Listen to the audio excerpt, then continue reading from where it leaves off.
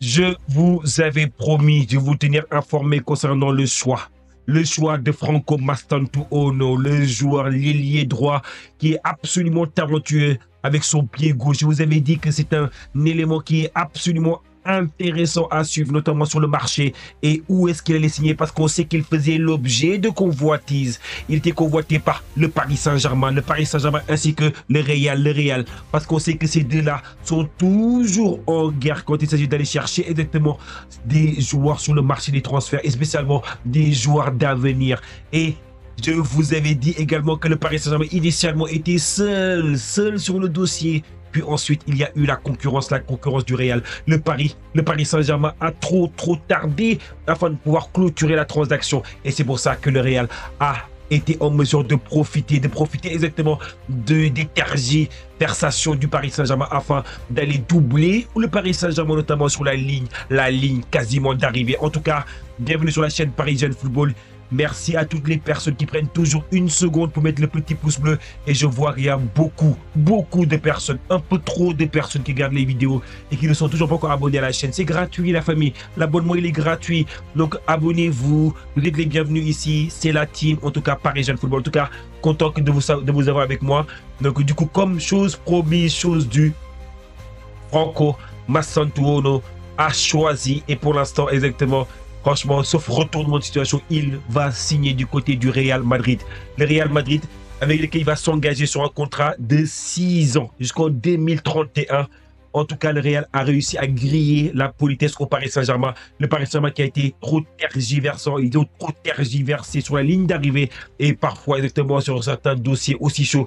Il ne faut pas tergiverser. Il faut montrer exactement aux joueurs que vous le désirez et il faut aller le convoiter sur place. Et c'est que le Real Madrid a très bien fait. Ils ont pris l'avion, ils sont partis là-bas, ils sont partis voir le joueur, lui dire exactement, nous on te veut, on va te faire signer. Et également, ils l'ont fait communiquer notamment avec Xabi Alonso qui a confirmé, qui a expliqué exactement le projet, comment est-ce qu'il souhaite exactement l'intégrer dans l'effectif du Real Madrid. En tout cas, les paroles de Xabi Alonso ont été beaucoup plus convaincantes que les paroles de Luis Enrique, parce qu'on sait également que Luis Enrique a parlé également aux joueurs Franco Mastantuono, mais les paroles de Luis Enrique n'ont pas été aussi convaincantes que les paroles de Xabi Alonso. Donc du coup, il va signer du côté du Real, le Real qui a initialement pensé ne pas lever la clause libératoire.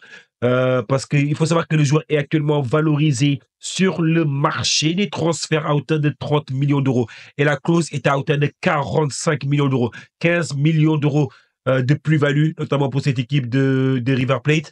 Donc, du coup, pour moi, quand je pense un peu au profil en soi, moi, j'ai fait des analyses vidéo sur le profil.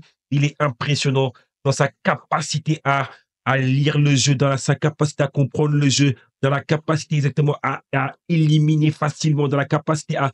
C'est pas un profil central, c'est un profil exactement qui va rentrer dans l'axe, qui va essayer de donner le plus de migraines possible à la défense adverse. En tout cas, moi, je trouve que c'est un profil qui est excellent, d'une excellente recrue. Il a que 17 ans. Quand il joue sur le terrain, on dirait qu'il a 70, non, peut-être pas 70 ans. On va dire qu'il a 25 ans. On dirait un joueur très mature. Franchement, moi, pour moi, c'est le profil idéal qu'il fallait chercher et c'est le profil idéal qu'a réussi à attraper cette équipe, l'équipe du Real Madrid. En tout cas, c'est dommage pour le Paris Saint-Germain. Moi, si je vous donne ma perception personnelle, moi, parfois, j'ai un peu du mal, à comprendre certains joueurs qui ne veulent pas passer par une étape transitoire. Ils veulent tout de suite signer dans le grand club. Pour moi, oui, le Paris Saint-Germain est un grand club, le Real est un grand club, mais on a l'impression qu'au Real, exactement, il y a des statuts et que les statuts sont difficiles à bouger. Est-ce que avec Xabi Alonso, il en sera autrement? La question reste actuellement en suspens. Très vite, l'année prochaine, on aura les réponses à ces questions-là. Est-ce que les jeunes vont être incorporés dans la stratégie? Est-ce qu'ils vont avoir du temps de jeu? Ou est-ce qu'ils sont là exactement juste pour faire le nombre dans cette équipe-là? Pour moi, j'ai du mal à comprendre un peu le choix de Franco Mastantuono. Je ne sais pas exactement ce qui a été discuté avec Xabi Alonso, pour être honnête avec vous, mais n'empêche qu'entre deux projets, qui est celui du Real, celui du Paris Saint-Germain, le Paris Saint-Germain, c'est un projet qui est tourné vers les jeunes, moyenne d'âge 24 ans. En début de saison, c'était 23 ans la moyenne d'âge. L'une des équipes les plus jeunes de la Ligue des Champions face à une équipe du Real où est-ce que les statuts sont assez définis. Durant la conférence de presse, notamment de Xabi Alonso, il a clairement fait comprendre que Kylian Mbappé va débuter. Rodrigo, exactement, il va discuter avec lui pour voir exactement comment est-ce qu'il va l'incorporer. Vinicius Junior l'a fait clairement comprendre, il va débuter. Bellingham, clairement, ça va être autour de lui que l'équipe va se jouer également l'année prochaine. Elles sont où les places? Elles sont où les places? Moi, je suis agent du joueur. Moi, je lui recommande, ne signe jamais au Real. Ne signe pas maintenant. Pas maintenant. Il va falloir que tu prouves d'abord dans un autre club transitoire, dans un club de transition. Il faudra que tu montes ta valeur, que tu montres exactement pourquoi est-ce que le Real, lorsque tu vas arriver, tu vas être titulaire immédiatement. Mais là, exactement, les joueurs, parfois, ils ont été impatients. Il y a des joueurs tels que Bobby Charlton, exactement, on l'aime bien appeler Bobby Charlton, même si j'en rigole dorénavant. Mais franchement, Hendrick, exactement. Il y a eu des clubs qui l'ont désiré, des clubs qui voulaient l'incorporer, notamment le Paris Saint-Germain ou d'autres clubs hein, qui ont voulu l'incorporer dans un projet, le faire grandir, etc. Il a choisi de rejoindre le Real Madrid et il est tout le temps très souvent assis sur le banc de touche. Arda Güler, même histoire. Il a choisi finalement de rejoindre l'équipe du Real. Il y avait d'autres clubs qui étaient intéressés par son profil, mais il a choisi le Real. Et maintenant, exactement, il a passé plus de temps sur le banc de touche qu'à jouer au football. Donc, du coup, pour moi, je me pose la question, est-ce que c'est le bon choix? En étant jeune, tu as besoin de jouer, tu as besoin de progresser, tu as besoin d'améliorer ton football. Est-ce qu'éventuellement aussi, il va arriver dans cette équipe du Real après le mondial des clubs parce qu'il avait promis notamment de jouer le mondial des clubs avec son club de River. Donc, du coup, on va voir un peu comment est-ce qu'il va jouer durant ce mondial des clubs-là. On va voir exactement de quoi il est capable. Ça va être intéressant de voir ça durant le mondial des clubs. Donc, franchement, je pense que déception pour Paris parce que Paris n'a pas été en mesure d'enclencher le dossier assez rapidement. Mais qu'est-ce que si vous avez exactement l'histoire du Real, c'est beaucoup plus facile exactement de convaincre un joueur que quand vous avez un peu l'histoire du Paris Saint-Germain, qui est une histoire qui est assez jeune.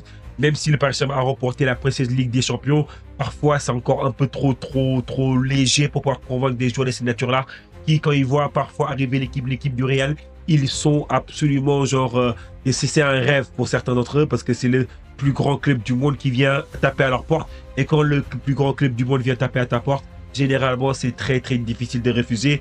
Donc pour moi, c'est un dossier qui passe un peu sous le nez du Paris Saint-Germain, mais c'est pas grave. En tout cas, le Paris Saint-Germain doit être fidèle un peu à son principe, à ses principes qui lui ont permis d'arriver à haut niveau, parce qu'ils en sont arrivés là.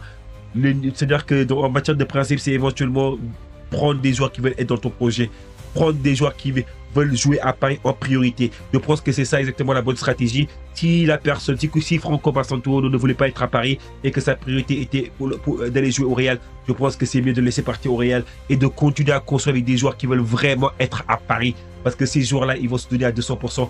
Ils vont même donner plus que ce qu'ils peuvent. Pour moi, exactement, ces joueurs-là, ils vont être à 200% dans le projet. En tout cas, merci à toutes les personnes qui sont abonnées sur la chaîne Parisian Football.